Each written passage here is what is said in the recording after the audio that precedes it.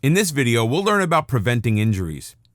Practicing yoga is as safe as walking. That being said, injuries are still possible and you should take care to avoid them. Start by following a few basic rules. Don't practice yoga on a full stomach and avoid alcohol. Remain hydrated at all times. Every yoga class should begin with warm-up exercises. If yours does not, look into another class.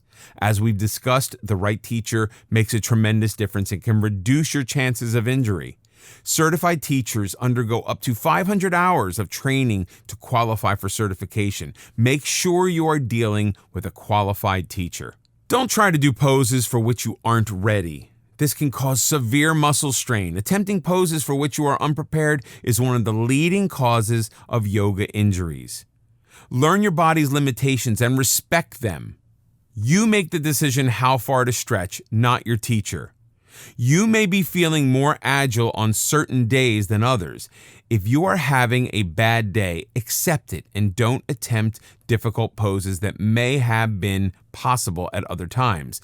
Listen to your body. Certain areas of the body, such as neck, lower back, knees, and hamstrings, are particularly vulnerable to injuries. Take care with any poses involving those body parts. It is easy to become lightheaded when changing poses, so be sure to remain hydrated at all times. Most yoga poses can be modified by using blocks or towels. Don't hesitate to use these modifications until your body is able to create the poses more effortlessly. Don't begin yoga by jumping into risky poses, such as a headstand.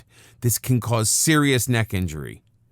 Work your way up to the more difficult poses.